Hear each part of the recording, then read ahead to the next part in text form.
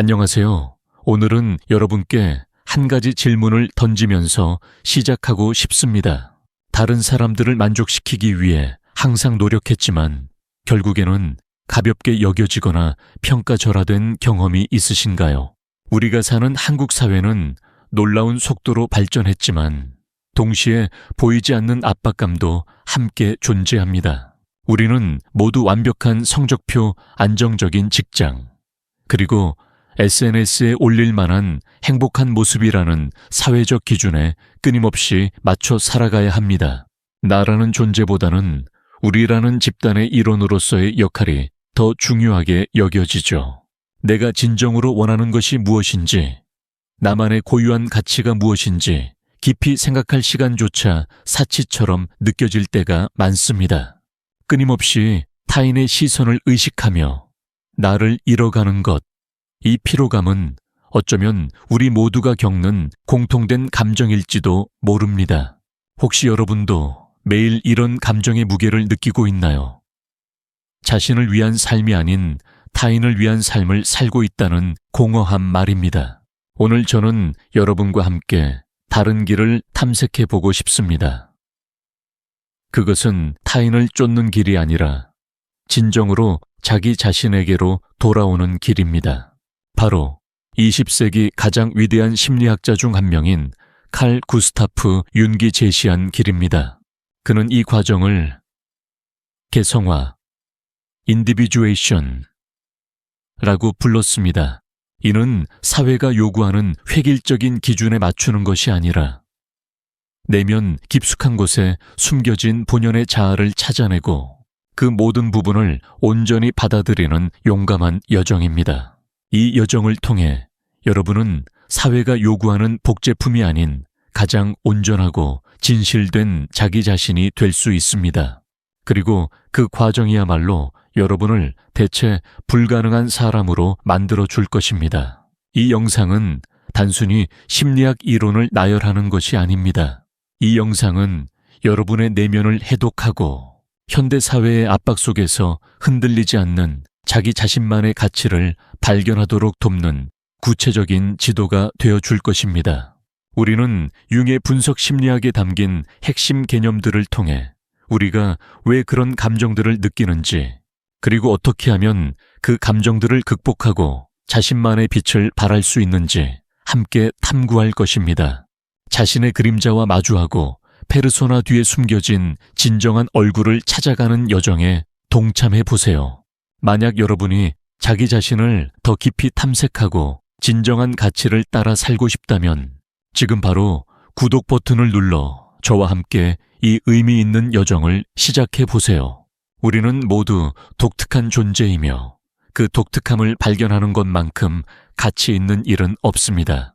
칼 구스타프 융 이 이름은 아마 심리학에 관심 있는 많은 분들에게는 낯설지 않을 것입니다.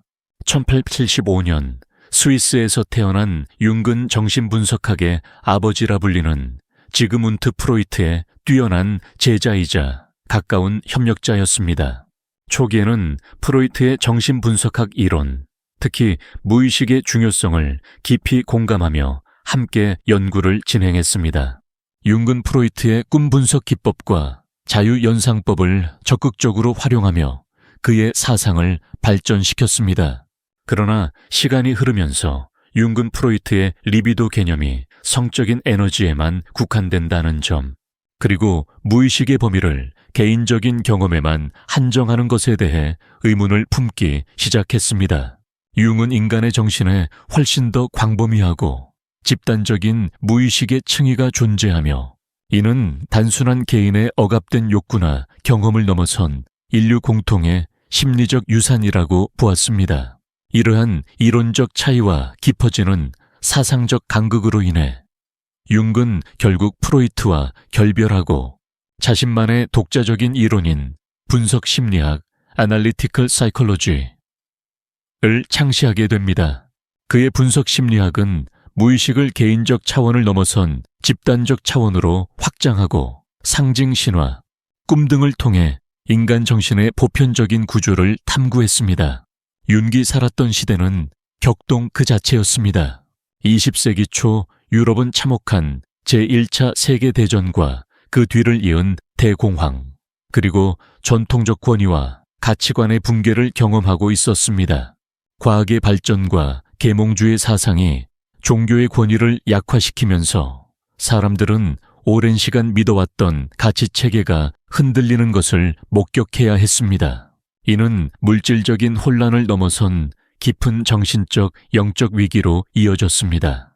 사람들은 과거의 이상과 삶의 의미를 잃어버렸고 불안과 공허함 속에서 새로운 삶의 방향을 모색해야 했습니다. 융은 이러한 외부 사회에서 벌어지는 혼란이 바로 각 개인의 영혼 깊은 곳에서 일어나는 혼돈, 즉 집단적 무의식의 그림자가 투영된 것이라고 믿었습니다. 그의 이론은 단순히 개인의 심리적 문제에 대한 진단뿐 아니라 시대와 사회가 인간에게 미치는 심오한 영향까지도 깊이 탐구하며 당시의 정신적 공황에 대한 통찰을 제공했습니다. 놀랍게도 윤기 20세기 초 유럽에서 관찰했던 현상들은 오늘날 우리 한국 사회와 많은 유사점을 지니고 있습니다. 우리는 한 세기 남짓한 기간 동안 기적적인 경제 성장을 이루며 초고속 산업화와 현대화를 경험했습니다.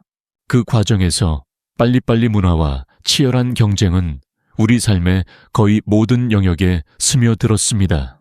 특히 교육 분야에서는 명문대 입시 경쟁이 극에 달해 청소년기부터 엄청난 압박감을 느끼게 하고 직장에서는 장시간 근무와 수직적인 조직 문화 속에서 번아웃을 경험하는 경우가 흔합니다. 우리는 여전히 집단주의 사회에 살고 있으며 여기서 다름은 때때로 약점이나 부적응으로 간주되곤 합니다.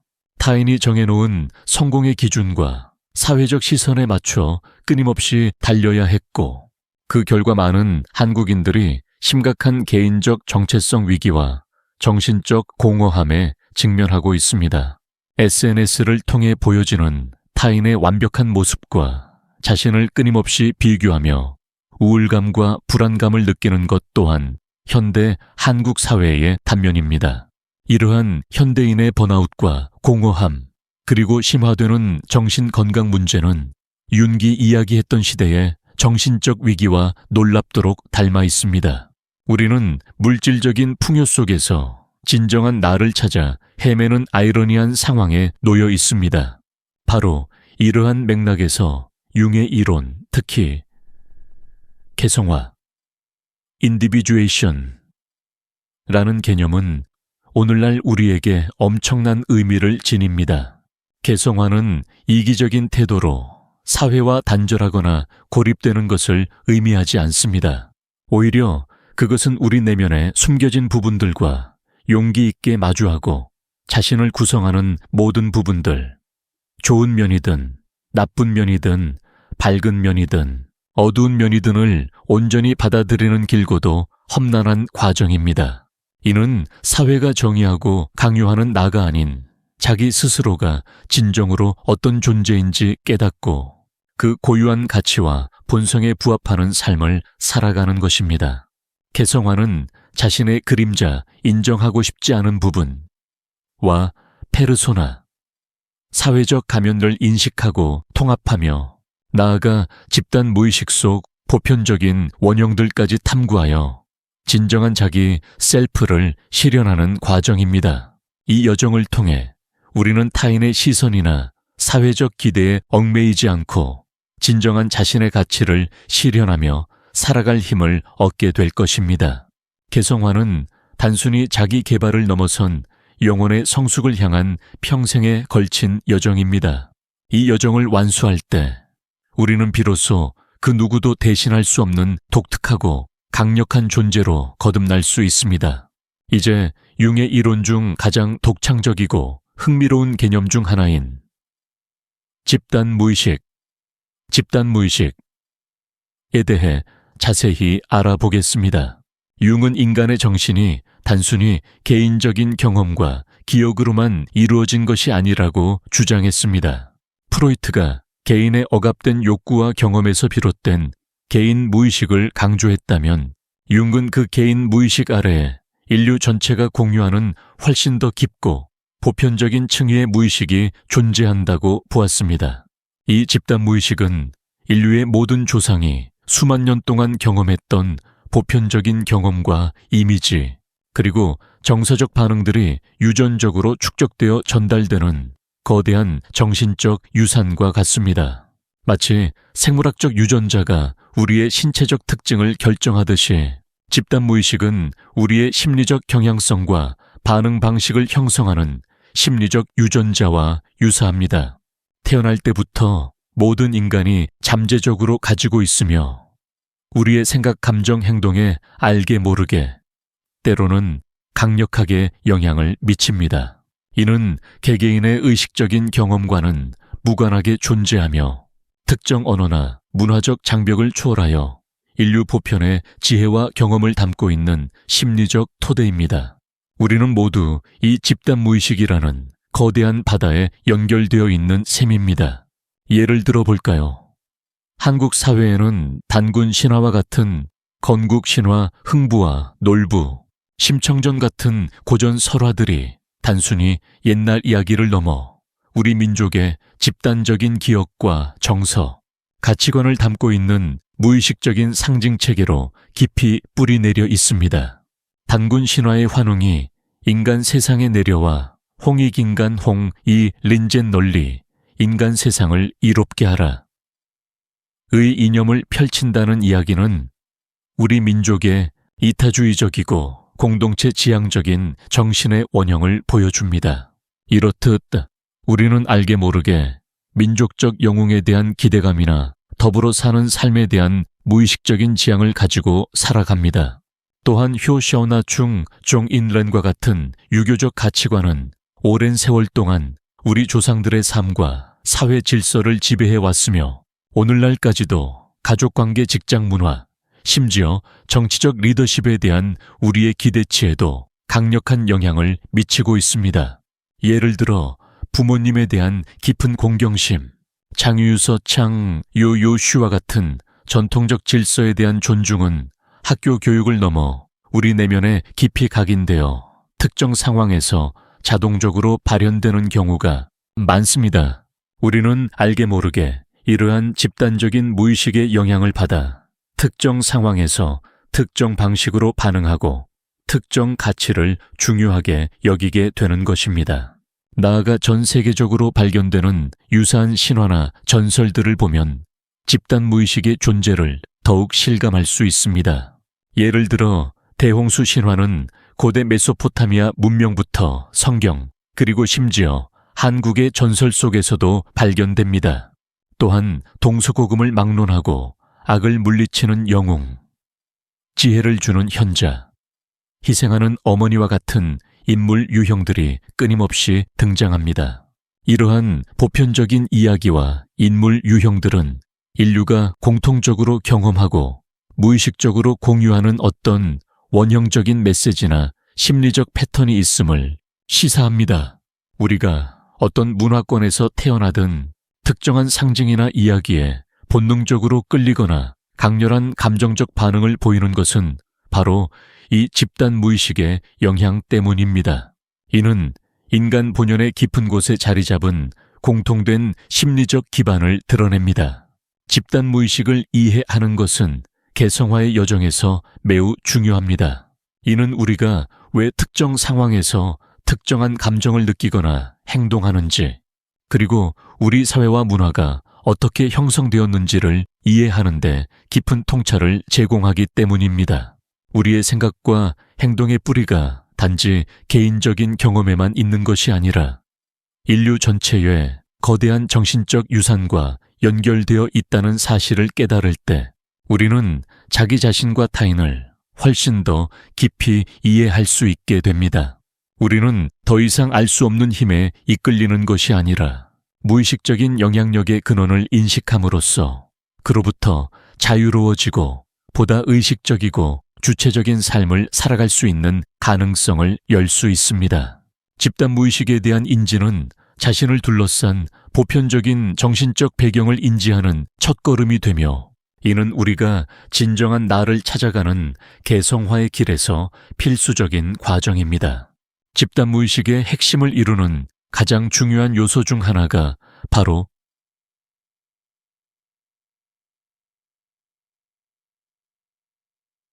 원형 이케레다 마담 입니다. 융에 따르면 원형은 집단 무의식 속에 존재하는 선험적이고 보편적인 정신적 이미지 또는 패턴입니다. 이것은 특정한 이미지나 내용 그 자체가 아니라 특정한 이미지를 형성하고 경험할 수 있는 잠재적인 경향성입니다. 즉, 인류가 오랜 역사를 통해 반복적으로 경험하고 각인된 보편적인 인상이나 생각의 형태라고 할 수 있습니다. 마치 모든 꽃이 씨앗 안에 이미 꽃이 될 수 있는 잠재력을 가지고 있듯이 원형은 인간 정신 속에 보편적인 삶의 주제와 캐릭터를 이해하고 반응할 수 있는 틀을 제공합니다. 이는 우리가 태어날 때부터 가지고 있는 일종의 심리적 설계도와 같습니다. 원형은 개인의 경험을 초월하여 보편적인 인간의 정신 구조에 뿌리를 두고 있으며 문화와 시대를 넘어 유사한 형태로 발현됩니다. 원형은 인류의 신화 종교 꿈 예술 작품, 그리고 현대 대중문화 콘텐츠 등 모든 문화적 산물에서 끊임없이 반복적으로 나타납니다. 몇 가지 대표적인 원형들을 한국 사회의 맥락에서 살펴볼까요? 예를 들어 어머니 원형은 단순히 생물학적인 어머니를 넘어선 돌봄, 양육보호희생, 무조건적인 사랑, 그리고 때로는 과잉보호나 억압적인 명까지 상징합니다. 한국 드라마에서 자주 등장하는 헌신적이고 자식을 위해 모든 것을 내어주는 어머니상, 예 드라마 응답하라. 시리즈나 전원일기의 어머니, 캐릭터들은 이 어머니 원형의 강력한 발현이라고 할 수 있습니다. 이러한 어머니상은 한국인의 정서에 깊이 자리 잡아 많은 공감을 얻습니다.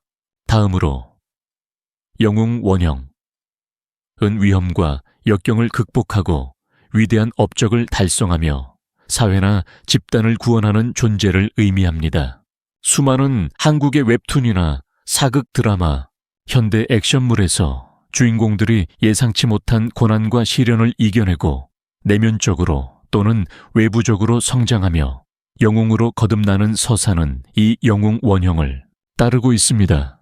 예를 들어 드라마 이태원 클라스의 박세로이는 불의에 굴하지 않고 자신의 신념을 지키며 성공을 이뤄내는 현대판 영웅의 모습을 보여주며 많은 젊은이들에게 영감을 주었습니다.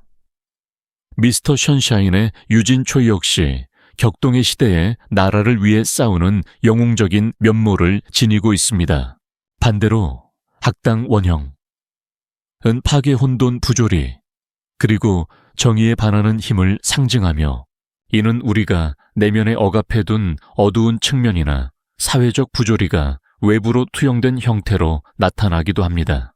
최근 큰 인기를 끌었던 드라마 더 글로리의 박연진 같은 악역 캐릭터들은 극악무도한 행동을 통해 시청자들의 분노를 유발하며 악당 원형의 전형적인 모습을 잘 보여줍니다. 이 외에도 현명한 노인 원형 지혜와 통찰력을 주는 멘토 속임수꾼 트릭스터 원형 규칙을 깨고 변화를 유도하는 존재, 연인 원형 관계와 연결을 추구하는 존재, 그림자 원형의 부정적 측면이 투영된 희생양 원형 등 다양한 원형들이 존재하며 이들은 우리가 접하는 콘텐츠 속 인물들에게서 쉽게 발견할 수 있습니다. 이러한 원형들은 우리의 삶에 지대한 영향을 미칩니다. 우리는 의식적으로 인식하지 못하더라도 원형적인 이미지나 상황에 직면했을 때 특정 방식으로 반응하거나 강한 감정적인 동요를 느끼곤 합니다. 원형은 우리가 타인을 이해하고 자신을 이해하는 방식, 그리고 세상을 해석하는 방식에 깊이 관여합니다. 예를 들어 우리가 어떤 사람을 처음 만났을 때 왠지 모르게 강하게 끌리거나 혹은 이유 없이 반감을 느끼는 것은 그 사람이 우리 내면의 어떤 원형을 자극했기 때문일 수 있습니다. 우리는 종종 타인을 있는 그대로 보기보다는 우리 안에 내재된 원형의 틀을 통해 필터링하여 인식하는 경향이 있습니다. 연인 관계에서 상대방에게 완벽한 이상형의 이미지를 투사하거나 직장 상사를 권위적인 아버지상과 동일시하여 과도한 두려움을 느끼는 것도 원형의 무의식적인 영향일 수 있습니다. 이러한 무의식적인 투사는 오해와 갈등을 불러일으킬 수 있습니다. 원형을 이해하는 것은 개성화의 여정에서 매우 중요한 통찰을 제공합니다. 이는 우리가 타인과 자신을 보다 객관적으로 바라보고 무의식적인 투사에서 벗어날 수 있도록 돕습니다. 우리가 어떤 사람에게 불필요하게 강한 감정을 느끼거나 특정한 상황에서 비합리적인 반응을 보인다면 이는 내면의 어떤 원형이 활성화되었거나 그 원형을 통해 세상을 보고 있기 때문일 수 있습니다. 이러한 원형들을 의식적으로 인지하고 그것들이 우리 삶에 미치는 영향을 성찰함으로써 우리는 무의식적인 패턴에 휘둘리지 않고 보다 자유롭고 주체적인 선택을 할 수 있게 됩니다. 이는 자신만의 고유한 정체성을 확립하고 대체 불가능한 존재로 나아가는데 필수적인 단계이며 타인과의 관계에서도 더욱 건강하고 성숙한 상호작용을 가능하게 합니다. 이제 융의 이론 중 가장 도전적이지만 동시에 가장 깊은 자기 통찰을 제공하는 개념인 그림자 바르츠에 대해 이야기할 차례입니다. 그림자는 우리가 의식적으로 인식하거나 받아들이기를 거부하는 성격의 부분입니다. 이는 우리 자신 혹은 사회가 나쁘다, 불쾌하다, 수용할 수 없다고 여기는 모든 특성 감정 욕구, 충동들을 포함합니다. 예를 들어 분노, 질투, 시기심, 이기심, 공격성, 나태함, 불안감 등 우리가 긍정적으로 여기지 않는 모든 것들이 그림자의 영역에 속할 수 있습니다. 우리는 이러한 그림자의 특성들을 무의식 속 깊이 억압하고 숨기려 합니다. 이는 마치 우리가 항상 햇빛 속에 서 있으려 하지만 우리의 발밑에는 언제나 그림자가 드리워져 있는 것과 같습니다. 그림자는 사라지지 않고 단지 우리의 시야에서 멀어질 뿐입니다. 한국 사회의 맥락에서 이 그림자 개념을 이해하는 것은 매우 중요합니다. 우리는 유교적 가치관과 집단주의 문화의 영향으로 체면을 중시하고 항상 타인에게 좋은 모습을 보이려 합니다.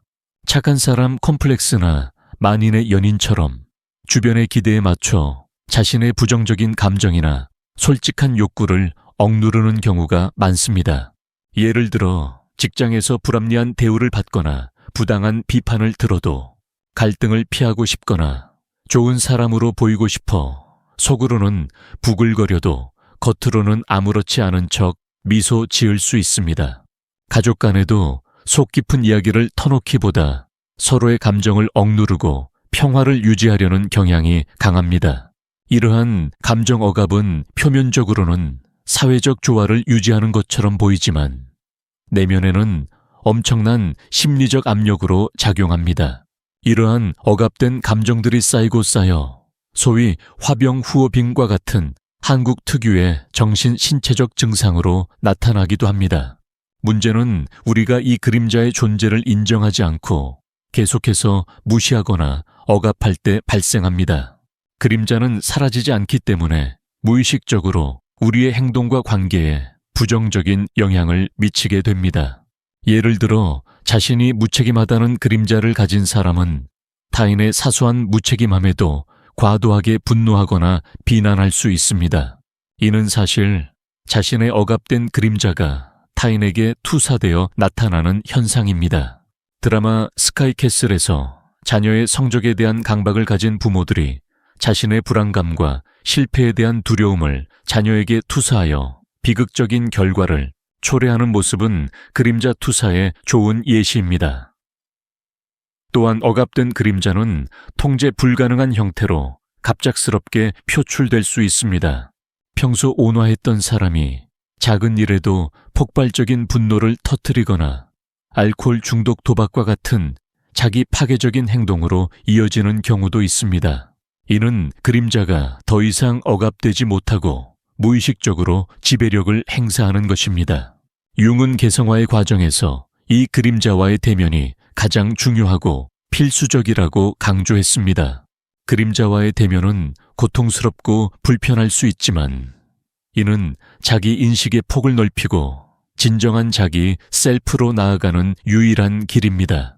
그림자를 인식하고 받아들인다는 것은 우리가 나쁜 사람이 된다는 의미가 아니라 자신의 모든 면을 인정하고 통합하여 더 온전하고 균형 잡힌 인간이 된다는 의미입니다.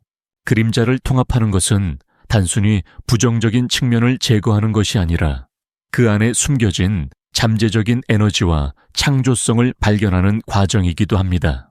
예를 들어 억압된 공격성은 파괴적인 것이 아니라 세상에 맞서 자신의 권리를 주장하거나 목표를 향해 나아가는 추진력으로 전환될 수 있습니다. 자신의 그림자와 화해할 때 우리는 더 이상 외부의 판단에 휘둘리지 않고 내면의 평화를 찾을 수 있습니다. 그림자를 통합하는 방법으로는 꿈 분석, 능동적 상상, 심리 치료 등을 통해 무의식적인 그림자를 의식의 영역으로 끌어올리는 것이 있습니다. 자기 성찰을 통해 자신이 가장 싫어하는 타인의 모습이 사실은 자신의 억압된 그림자를 반영할 수 있음을 깨닫는 것도 중요합니다.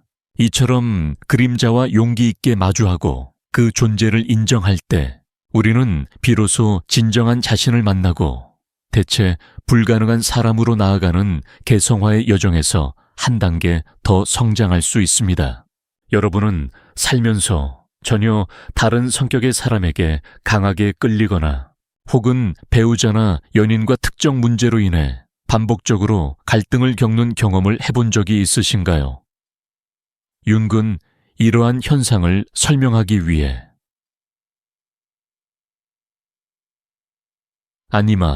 아니마와 아니무스여라는 흥미로운 개념을 제시했습니다.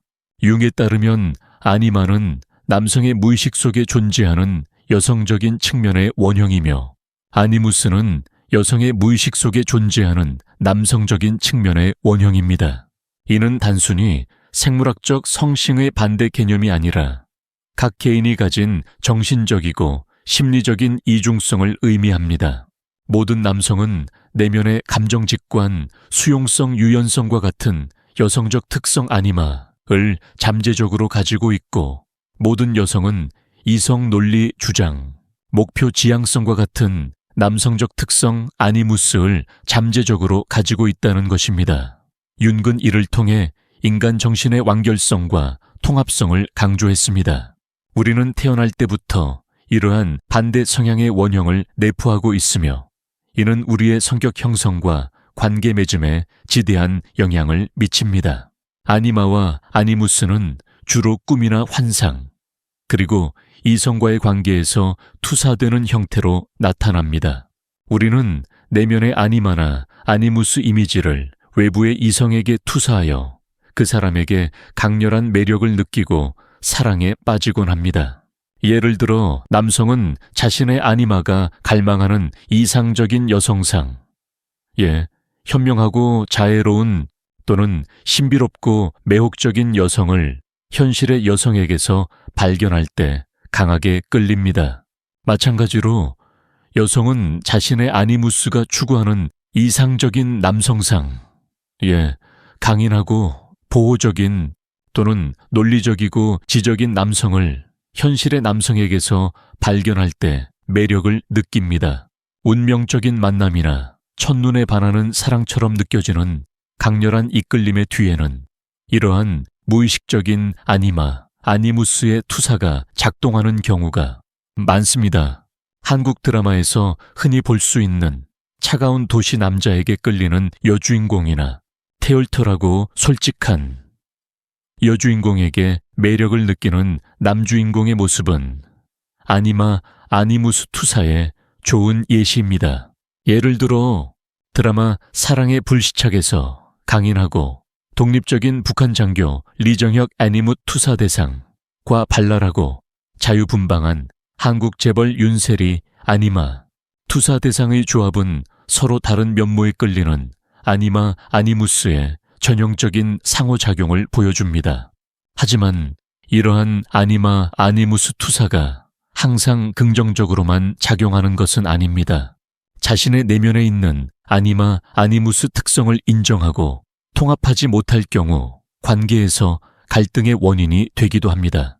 예를 들어 남성이 자신의 감성적이고 부드러운 아니마를 억압하고 남자다움만을 고집할 때 그는 아내나 연인의 감정적인 면을 이해하지 못하고 비난하거나 무시할 수 있습니다.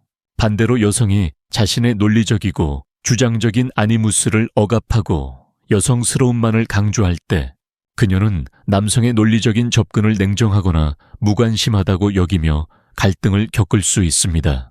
내면의 아니마, 아니무스가 통합되지 않으면 우리는 상대방의 반대 성향을 받아들이기 어려워지고 관계는 오해와 실망으로 가득 찰 수 있습니다. 한국 사회의 경우 전통적으로 남성과 여성에게 기대되는 역할과 이미지가 뚜렷했습니다. 남성은 강하고 이성적이며 가장으로서의 책임감을 가져야 하고 여성은 부드럽고 감성적이며 희생적이어야 한다는 사회적 고정관념이 강했습니다. 이러한 성 역할에 대한 뿌리 깊은 성 고정관념, 젠더 스테레오타입스 은 우리 내면의 아니마와 아니무스를 억압하고 통합을 방해하는 주요 원인이 됩니다. 남자가 울면 안 돼, 여자가 너무 나서면 안 돼와 같은 표현들은 아니마, 아니무스의 자연스러운 발현을 억압하는 사회적 압력으로 작용합니다. 이로 인해 많은 남성들은 자신의 감정을 표현하는데 어려움을 겪고 많은 여성들은 자신의 능력과 주장을 드러내는 것을 주저하게 됩니다. 이러한 억압은 개인의 심리적 불균형을 초래하고 궁극적으로는 이성과의 건강한 관계 형성을 방해하며 불필요한 갈등을 야기합니다. 융은 진정한 개성화의 과정에서 아니마와 아니무스를 의식적으로 통합하는 것이 중요하다고 강조했습니다. 이는 남성이 자신의 내면의 여성성을, 여성이 자신의 내면의 남성성을 인정하고 발전시키는 것을 의미합니다. 남성이 자신의 감정을 이해하고 표현하는 법을 배우고 여성이 자신의 논리적이고 주도적인 면을 발휘하는 것을 두려워하지 않을 때 우리는 보다 온전하고 균형 잡힌 인격체로 성장할 수 있습니다. 아니마, 아니무스 통합은 자기 자신과의 화해뿐만 아니라 이성과의 관계에서도 깊은 이해와 공감을 바탕으로 한 성숙한 사랑과 동반자 관계를 가능하게 합니다. 자신의 아니마, 아니무스를 이해하고 통합함으로써 우리는 더 이상 외부의 투사에 휘둘리지 않고 진정으로 온전한 관계를 맺을 수 있는 힘을 얻게 될 것입니다. 이제 우리는 융의 개념 중 가장 일상생활에서 흔히 접할 수 있지만 동시에 가장 오해하기 쉬운 개념인 페르소나에 대해 살펴보겠습니다. 융에 따르면 페르소나는 개인이 사회와 상호작용하기 위해 사용하는 사회적 가면입니다. 이는 라틴어 페르소나에서 유래했는데 이는 고대 그리스 연극에서 배우들이 쓰던 가면을 의미합니다. 페르소나는 우리가 특정한 사회적 역할, 학생, 직장인, 부모, 자녀 등을 수행할 때 타인에게 보여주기 위해 의도적으로 형성하는 이미지나 태도, 그리고 성격의 일부입니다. 예를 들어 우리는 회사에서는 전문적이고 책임감 있는 모습을 보이지만 친구들과 있을 때는 쾌활하고 장난스러운 모습을 보일 수 있습니다. 이러한 다양한 페르소나를 통해 우리는 사회적 기대에 부응하고 원활한 관계를 맺으며 세상에 적응해 나갑니다. 페르소나는 사회생활을 하는데 필수적인 요소이며 그 자체로 나쁜 것이 아닙니다. 그것은 일종의 심리적 보호막이자 사회적 윤활유 역할을 합니다. 문제는 이 페르소나를 과도하게 사용하거나 혹은 페르소나와 진정한 자기 자신을 동일시할 때 발생합니다. 한국 사회에서는 특히 좋은 인상을 주거나 남들에게 뒤처지지 않기 위한 압력이 강합니다. SNS를 통해 보여지는 완벽한 일상, 직장에서의 끊임없는 성과 압박, 그리고 대인 관계에서의 눈치 문화는 우리로 하여금 진짜 자신의 모습보다는 이상적인 페르소나를 끊임없이 구축하고 유지하도록 강요합니다. 예를 들어 인스타그램에 올라오는 밝고 행복한 럽스타그램 뒤에는 실제 커플의 갈등이 숨어 있을 수 있고, 직장에서 늘 웃고 친절한 팀원 뒤에는 엄청난 스트레스와 감정 소모가 있을 수 있습니다. 우리는 이러한 페르소나를 통해 사회적으로 인정받고 사랑받으려 하지만 그 이면에는 진짜 자신의 모습을 드러내지 못하는 불안감과 외로움이 자리 잡을 수 있습니다. 페르소나를 과도하게 남용할 때 발생하는 가장 심각한 결과는 자아, 상실입니다. 우리는 너무 오랫동안 가면을 쓰고 살아온 나머지 가면 뒤에 숨겨진 진정한 나가 어떤 모습인지조차 잊어버리게 됩니다. 사회적 역할과 자신의 본질을 혼동하게 되면 우리는 자신이 진정으로 무엇을 원하고 무엇을 느끼는지 알 수 없게 됩니다. 이는 깊은 내적 공허감과 혼란을 야기하며 나는 누구인가? 라는 실존적인 질문에 답을 찾지 못하게 만듭니다. 또한 끊임없이 가면을 유지하는 것은 엄청난 심리적 소모를 동반합니다. 항상 타인의 시선을 의식하고 자신의 감정을 억누르며 완벽한 모습을 연기해야 하는 것은 정신적으로 매우 지치는 일입니다. 이는 번아웃, 우울증, 불안 장애와 같은 정신 건강 문제로 이어질 수 있습니다. K-팝 아이돌이나 유명 연예인들이 대중에게 보여지는 완벽한 페르소나 뒤에서 겪는 극심한 심리적 고통은 이러한 페르소나 남용의 비극적인 단면을 보여줍니다. 그들은 자신이 아닌 모습으로 살아가면서 진정한 자신을 잃어버리고 심한 고통을 겪는 경우가 많습니다. 융은 개성화의 과정에서 페르소나의 역할과 한계를 명확히 인식하는 것이 중요하다고 강조했습니다.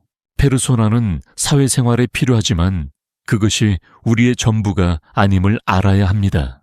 진정한 개성화는 페르소나를 버리는 것이 아니라 그것을 의식적으로 인식하고 상황에 맞게 유연하게 사용할 수 있는 능력을 기르는 것입니다. 우리는 자신의 사회적 역할과 기대 사이에서 균형을 찾아야 하며 때로는 가면을 벗고 자신의 취약하고 솔직한 모습을 드러낼 용기가 필요합니다. 자신의 페르소나를 인지하고 그 뒤에 숨겨진 진정한 자기와 연결될 때 우리는 비로소 타인의 시선에서 자유로워지고 내면의 평화를 찾을 수 있습니다. 이는 우리가 대체 불가능한 사람으로 나아가는 여정에서 필수적인 자기 통합의 과정입니다. 칼 구스타프 융의 사상은 단순히 심리학계를 넘어 인류의 사상 문화, 예술 전반에 걸쳐 지대한 영향을 미쳤습니다. 그의 통찰력 있는 저작들은 인간 정신의 복잡성과 깊이를 탐구하며 수많은 독자들에게 영감을 주었습니다. 융의 방대한 저서 중 특히 주목할 만한 몇 가지를 소개하자면, 첫째, 그의 후기 저작이자 대중에게 널리 알려진 인간과 상징 Man and His Symbols 이 있습니다. 이 책은 일반 독자들이 융의 심오한 개념들을 쉽게 이해할 수 있도록 꿈, 신화, 원형, 그리고 무의식의 언어인 상징의 중요성을 다양한 예시와 그림을 통해 설명하고 있습니다. 이 책은 심리학 지식이 없는 사람들도 융의 세계에 발을 들여놓을 수 있는 훌륭한 입문서가 됩니다. 둘째, 융의 핵심 이론인 원형과 집단 무의식을 심층적으로 다룬 원형과 집단 무의식, The Archetypes and the Collective Unconscious 은 그의 분석 심리학의 정수를 보여주는 대표작입니다. 이 책에서 융근 인류 보편의 정신적 패턴인 원형들이 어떻게 개인의 꿈, 상징, 신화, 종교 등 다양한 형태로 발현되는지를 구체적으로 제시하며 인간 정신의 깊은 층위와 보편성을 논증합니다. 이 책은 심리학 전공자나 심층적인 자기 이해를 추구하는 사람들에게 매우 중요한 통찰을 제공합니다. 이 외에도 융근 심리 유형론 Psychological Types을 통해 인간 성격의 다양성을 체계화했으며 붉은 책 The Red Book과 같은 사적이고 영적인 탐구 기록을 남기기도 했습니다. 융의 이론은 여러 분야에 걸쳐 폭넓은 영향력을 행사했습니다. 가장 직접적으로는 심리치료 분야에 혁신을 가져왔습니다. 융 분석은 단순히 증상을 없애는 것을 넘어 내담자가 자신의 무의식을 탐구하고 억압된 그림자를 통합하며 진정한 자기 셀프를 발견하도록 돕는 개성화 과정에 초점을 맞춥니다. 이는 단순한 문제 해결을 넘어선 영혼의 성장을 지향하는 치료법으로 평가받습니다. 또한 융의 원형과 집단 무의식 개념은 예술과 문학 분야에 깊은 영향을 주었습니다. 수많은 예술가, 작가, 영화 감독들이 융의 이론에서 영감을 받아 인류 보편적인 주제와 상징을 작품에 녹여냈습니다. 고대 신화나 종교적 상징들이 현대 예술에서 재해석되는 것은 융 이론의 영향력을 잘 보여줍니다. 나아가 융의 사상은 대중문화에도 스며들어 우리 일상에 알게 모르게 영향을 미치고 있습니다. 특히 한국 사회에서는 융의 개념들이 심리상담과 교육 분야에서 활발하게 응용되고 있습니다. 많은 심리상담사들이 내담자의 꿈을 분석하거나 원형적인 주제를 탐구하여 그들의 무의식적인 갈등을 해소하도록 돕고 있습니다. 또한 자기 이해와 성장을 위한 다양한 워크숍이나 교육 프로그램에서 융의 개성화 개념이 활용되고 있습니다. 기업의 리더십 교육이나 팀 빌딩 프로그램에서도 페르소나나 그림자 개념을 통해 자기 인식과 타인 이해를 높이려는 시도가 이루어지고 있습니다. 가장 흥미로운 부분은 한국의 대중문화 콘텐츠, 특히 K-드라마와 웹툰 영화, K-드라마와 웹툰 영화에서 융의 개념을 분석하는 경향이 있다는 것입니다. 많은 평론가나 팬들이 드라마 속 인물들의 행동이나 갈등을 융의 원형, 영웅 그림자, 아니무스이나 페르소나 개념을 활용하여 분석합니다. 예를 들어 도깨비의 주인공, 도깨비는 불멸의 삶과 죽음이라는 보편적인 원형적 주제를 다루며 아기꽃이나 빈센조와 같은 드라마에서 주인공의 이중적인 모습, 선과 악, 사회적 가면과 본연의 자아은 그림자나 페르소나 개념으로 설명될 수 있습니다. 이러한 분석은 시청자들이 캐릭터를 더욱 깊이 이해하고 나아가 자신의 내면을 성찰하는 계기가 됩니다.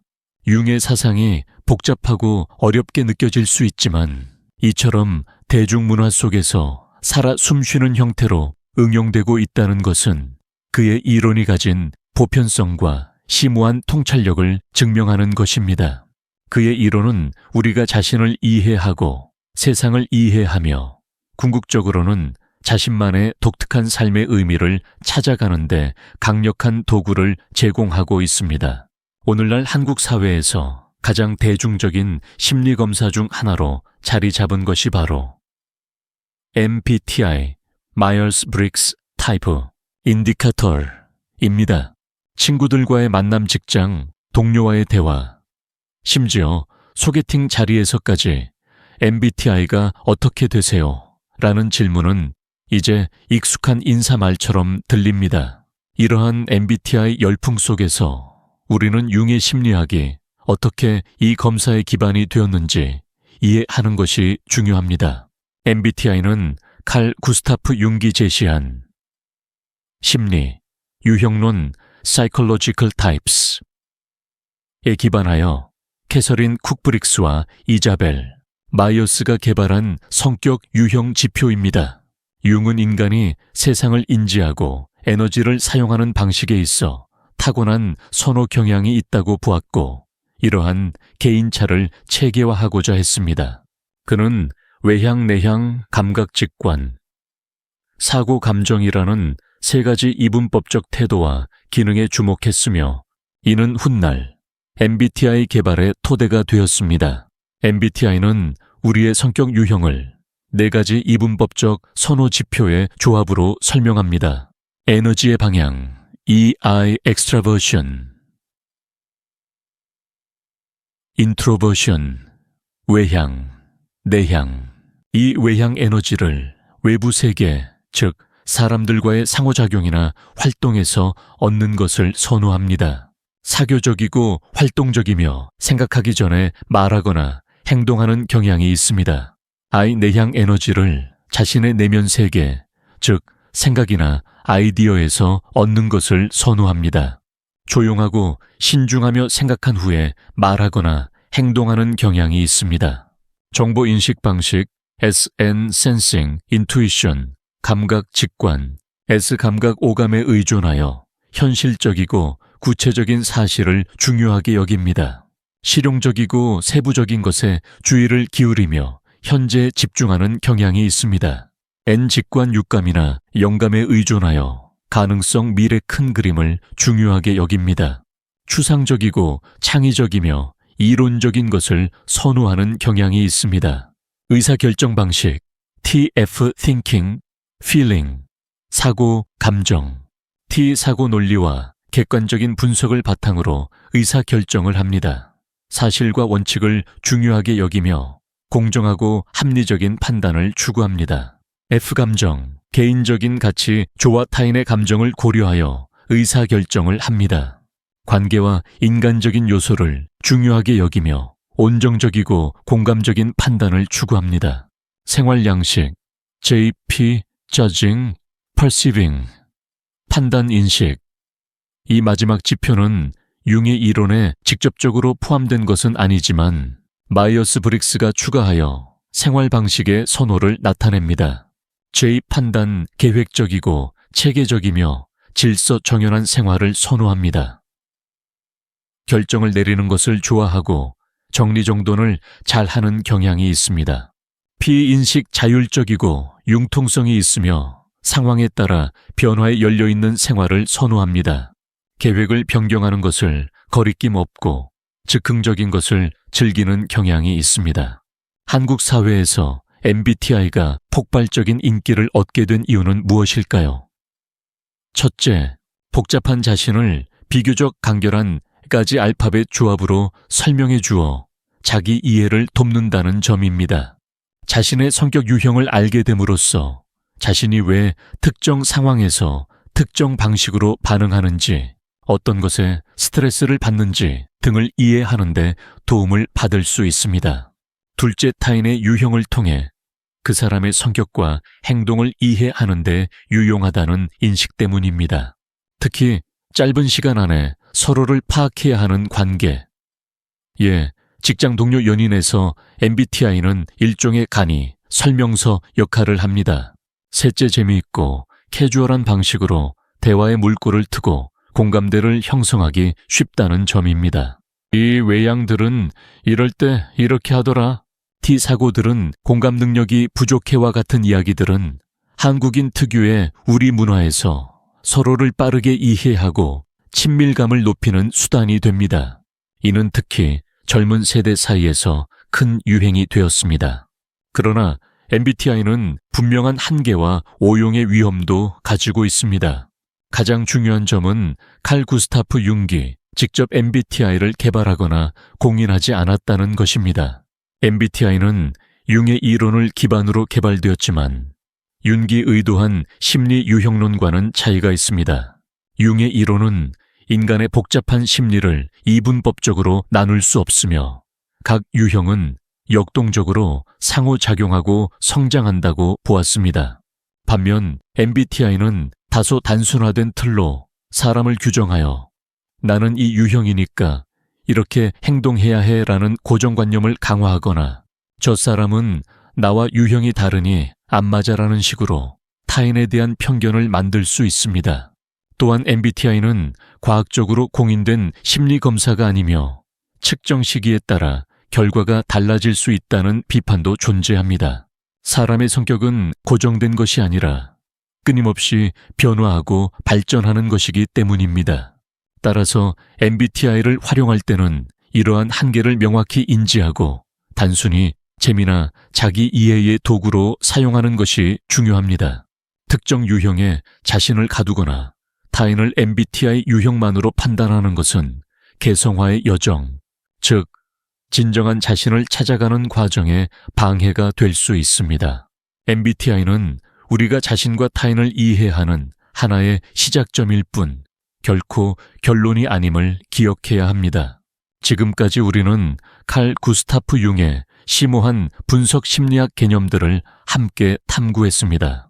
그렇다면 이러한 개념들을 바쁜 현대 한국 사회에서 어떻게 우리의 삶에 적용하여 대체 불가능한 사람이 될 수 있을까요? 융의 이론은 단순히 학문적인 지식을 넘어 우리의 일상 속에서 자기 성장과 더 나은 관계를 위한 강력한 통찰을 제공합니다.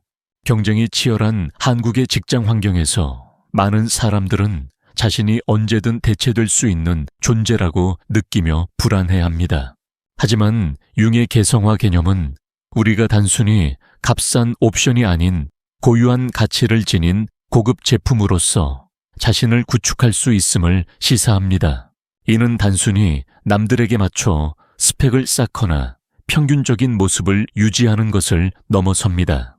우리는 자신의 강점, 약점, 숨겨진 그림자, 그리고 진정한 열망, 즉 본연의 자기 자신을 깊이 이해하고 이를 통해 자신만의 독창적인 기여를 하는데 집중해야 합니다.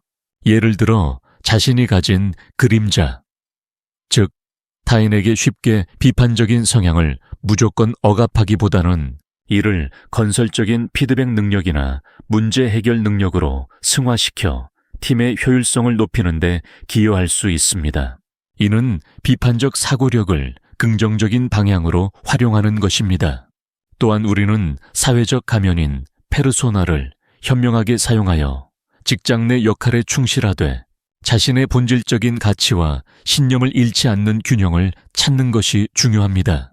회사에서는 성실하고 유능한 페르소나를 보여주지만 개인적인 가치관과 양립하기 어려운 요구에는 자신의 한계를 명확히 전달할 수 있어야 합니다.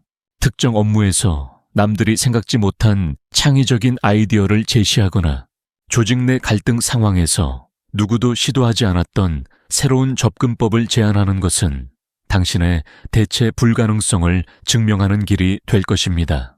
이는 단순히 업무 능력을 넘어 당신만의 고유한 심리적 역량과 통찰력을 발휘하여 조직에 없어서는 안 될 존재가 되는 것을 의미합니다. 이와 함께 한국 사회에서는 우리라는 공동체 의식이 강하여 개인의 경계가 모호해지기 쉽습니다. 타인의 감정에 과도하게 공감하거나 자신의 감정을 억누르고 타인의 기대를 충족시키려다 지쳐버리는 경우가 많습니다. 융의 분석 심리학은 진정한 관계가 건강한 자기인식에서 시작된다고 말합니다. 먼저 자신의 그림자를 인식하고 받아들여야 합니다.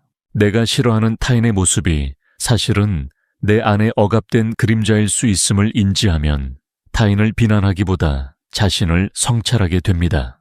이는 관계에서의 불필요한 투사와 갈등을 줄여줍니다. 예를 들어 직장 동료의 게으름에 분노를 느낀다면 혹시 내 안에도 인정하고 싶지 않은 게으름이 숨어 있는 것은 아닌지 스스로에게 질문해 볼 수 있습니다. 또한 페르소나 뒤에 숨겨진 진정한 자신을 이해하고 존중하는 것이 중요합니다. 타인의 시선에 맞춰 자신을 과도하게 포장하기보다 진정으로 자신이 원하는 것과 불편한 것을 명확히 인식하고 건강한 경계를 설정해야 합니다. 예를 들어 퇴근 후에는 업무 관련 연락을 자제하거나 자신이 하기 싫은 부탁은 정중히 거절하는 것 등이 이에 해당합니다. 이는 이기적인 것이 아니라 자신을 존중하고 내면의 에너지를 보호하는 건강한 행동입니다. 자신의 아니무스를 이해하는 것은 이성관계에서 상대방의 반대 성향을 있는 그대로 수용하고 존중하는 데 도움이 되어 보다 깊고 성숙한 관계를 형성할 수 있게 합니다. 상대방의 감성적인 면, 남성에게는 아니마이나 논리적인 면, 여성에게는 아니무스를 이해함으로써 오해를 줄이고 진정한 소통을 할 수 있습니다. 한국 사회의 빠른 변화 속에서 개인은 집단의 일원으로서 끊임없이 적응하고 발전해야 하는 압박을 받습니다. 융의 개성화는 이러한 압박 속에서도 자신만의 중심을 잡고 균형 잡힌 개인 발전을 이루는 길을 제시합니다. 중요한 것은 집단 문화의 강점 연대감 공동체 의식을 활용하면서도 자신의 고유한 개성을 잃지 않는 것입니다. 예를 들어 직장에서 팀 프로젝트를 진행할 때 자신의 강점, 꼼꼼함, 창의성 리더십을 적극적으로 발휘하되 부족한 점 그림자은 인정하고 동료들의 도움을 구하는 유연함을 보이는 것입니다. 이는 불필요한 스트레스를 줄이고 오히려 팀의 시너지를 높이는 데 기여합니다. 일상생활 속에서의 구체적인 예시를 들어보겠습니다. 직장에서의 갈등 상황을 생각해 봅시다. 상사로부터 부당한 지시를 받았을 때 우리는 흔히 억압된 그림자로서의 분노를 느끼거나 페르소나 때문에 겉으로만 웃으며 속으로 사귀는 경우가 많습니다. 융의 관점에서는 이러한 감정을 무조건 억누르기보다는 자신의 감정을 인식하고 건강한 방식으로 표현하는 방법을 찾아야 합니다. 예를 들어 감정적으로 폭발하기보다 상황을 객관적으로 분석하고 자신의 의견을 논리적으로 전달하는 훈련을 할 수 있습니다. 상사의 지시가 부당하다고 느낀다면 감정에 휩쓸리지 않고 차분하게 문제점을 제시하고 대안을 제안하는 용기가 필요합니다.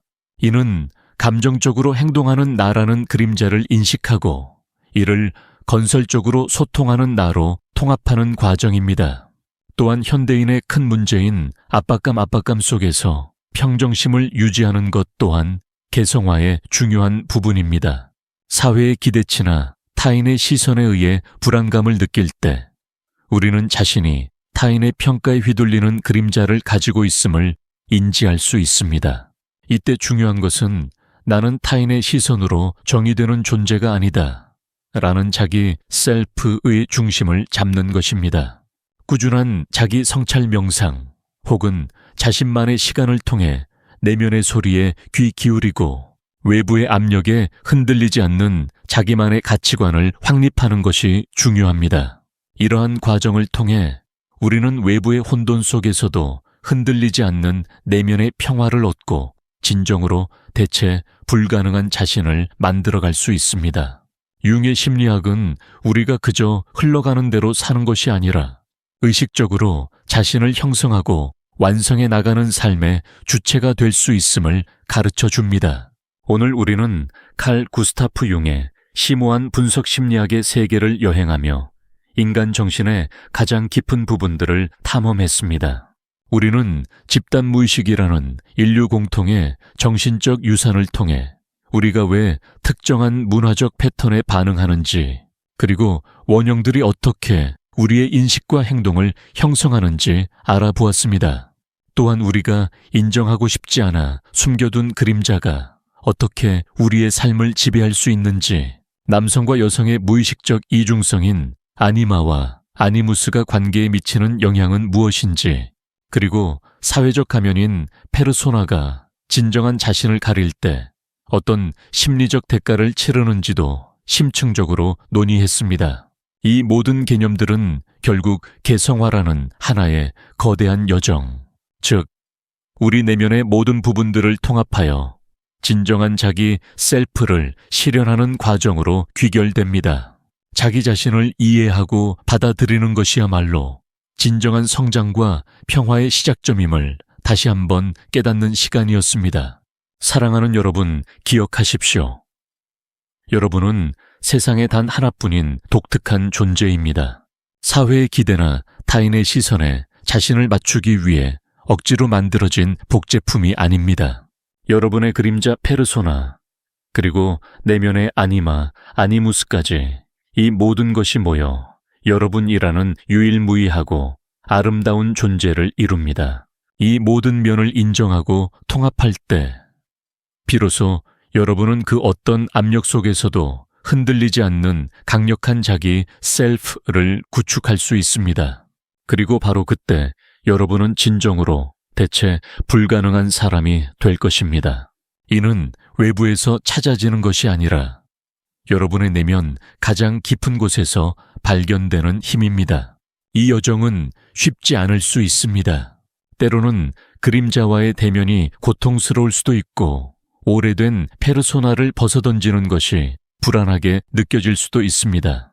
하지만 용기를 내어 자기 자신에게로 떠나는 이 개성화의 여정이야말로 가장 가치 있고 의미 있는 삶의 탐험이 될 것입니다. 오늘 배운 융의 개념들을 통해 자신을 돌아보고 자신의 내면에서 들려오는 진정한 목소리에 귀 기울여 보세요. 작은 발걸음이라도 좋습니다.